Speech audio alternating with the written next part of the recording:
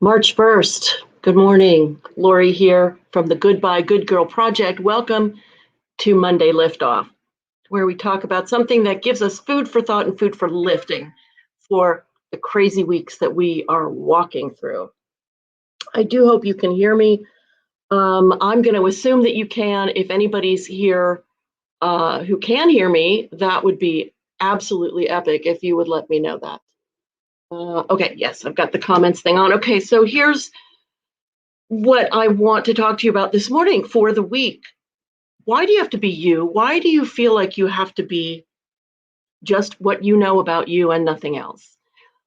You know, in the personal growth arena, we talk a lot about healing. We talk a lot, excuse me, we talk a lot about how we need to approach the blocks, the issues that we have, and heal them. And that is not false. That is true. But it's not the whole truth. It's not the 360 degrees of truth. It's not the 360 degrees of truth of you. Because there is another adjacent, dovetailing rather, kind of healing, kind of approach to these things that keep us from feeling particularly courageous or particularly badass or even particularly comfortable with ourselves. And that perspective comes when we experience the opposite of what we think we are, in a good way, in a good way. So what I'm talking about is something that we do as children. As children, we play pretend. We pretend that we are a pirate. I remember when I was a kid, I met the three little girls who'd moved in next door. I was in first grade, and they were great. And so we decided we wished we were all grown up. We wished we were adults, 20-year-old adults, and that we had long flowing hair. And so we would put pajama bottoms on our heads and pretend that was our hair. Little kids know how to pretend. They know how to pretend to be something other than what they are. And what good would that do you as an adult, you might ask? And the good it does you is actually multi-layered. Number one, in your life where you feel very stuck. You can go out into the world to an event, let's say, and you need to behave in a certain way. You need to feel a certain way, and you don't. You don't feel that way. Well, if you can just take one little step into imagination, just one little step, and I'm going to tell you how to do that, then you can be both you and not you at the same time. You won't feel that pressure of, oh dear God, I have to be on when I don't feel on. So this is an actor trick as well as a little kid trick. Funny how acting and little kid stuff go together because they're both about creativity and allowing things to happen, and it's amazing stuff. So let me get my notes here real quickly for you. So think about think of a favorite actor or a favorite personality, somebody that you just think, wow, that person is really wicked cool. And I would like you to think about why you think they're cool. Is it because they express themselves a certain way? Is it because they move in a certain way? Is it because of how they look? What is it that really makes you go, God, I wish I were him, her, whoever, them? Who is that? Now, for me, and I haven't done this in a little while, actually, but for a long time, my choice was Angelina Jolie for the way she walks in Tomb Raider. She walks with such intense self-confidence. I mean, it's crazy. And I started to look at how she did that. I started to look at where's the energy settling in her body. She's very grounded, and she's also very ready to move at a moment's notice. So she's got that tension that I'm very grounded and I'm also lifted. And I went, wow, I wonder how I could imitate that. I wonder how I could feel that and just do that. And I thought, well, I'm not going to go running out into the street to do it first. I'll do it. So I'm in the library one day and I'm in the stacks and I start to just walk like I'm Angelina and I pull my shoulders back. And at that time, I'm thinking, you know, her hips, she keeps her feet close to the ground. So she's moving like this, and I was feeling like Angelia. I was feeling like that. Hi, I was feeling like I was that sexy. And if you don't think that changed the way I was feeling at that moment, you'd be incorrect. And I really encourage you to try this. I really, really encourage you to try this. Um, by the way, I won't be able to see who is commenting, and God bless you for commenting, unless you put your name into StreamYard like it says on the thing. But don't bother. I'll go back and look at it on Facebook. So back to Angelina. So I did this in front of a room full of people. I gave a talk and I showed people. I'm like, look, I'm Angelina Jolie. It's a different energy, and this is what actors and little kids embrace all the time. Now, like older people are better at it. We've had more practice. So I'm gifting you with this idea that you don't have to be just you.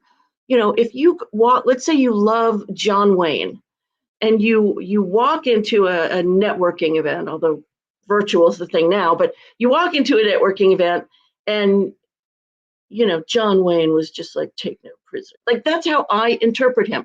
You don't have to be right about this stuff. You just have to know what your sort of switch is that makes you go, yeah, that thing. I want that thing. Because, John, I might be on a networking call and somebody's saying weird stuff about women leaders or, or about something I disagree with. And it might make me feel like this, right? It might make me feel like this. But the fact is, I don't want to show that. And I also don't want to feel that.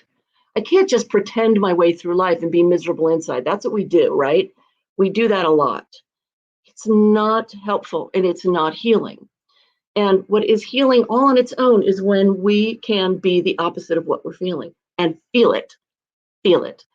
So when I sit like this in a meeting and I'm feeling particularly vulnerable inside, I just not only am I going to adjust my posture, but I need to pay attention to how I feel when I do that.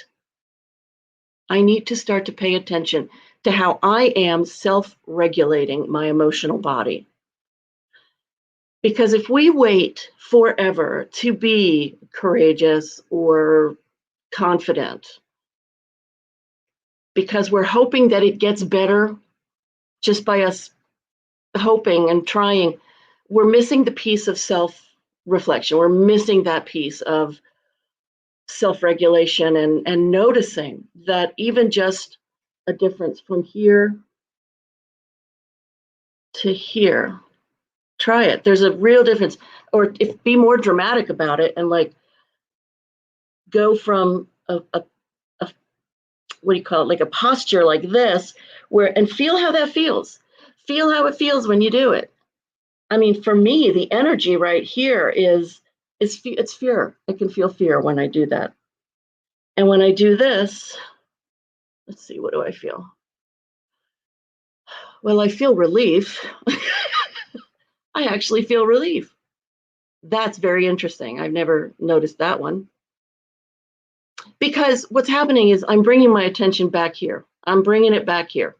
So here's the thing. When you are looking at somebody that you say, that's the person whose qualities I want to admire and copy and adopt, understand that this is all you, right?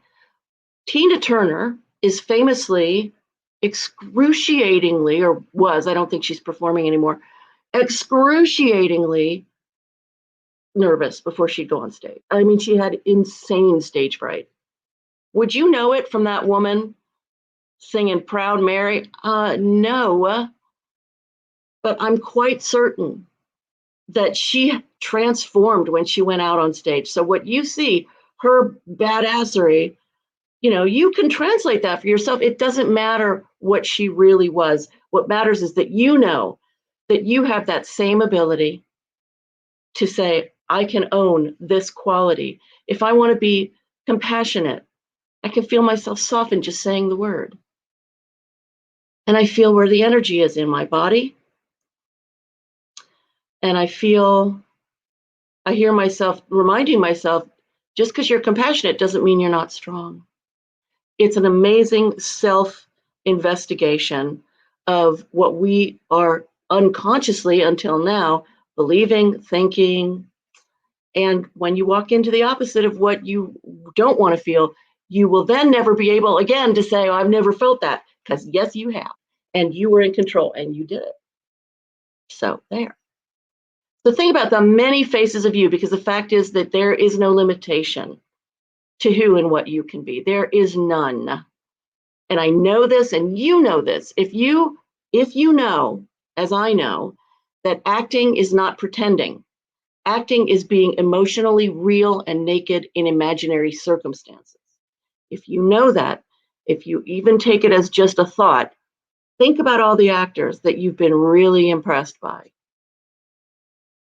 They've been feeling all those things. Those are aspects of the human condition, and you are part of it, and it's very exciting.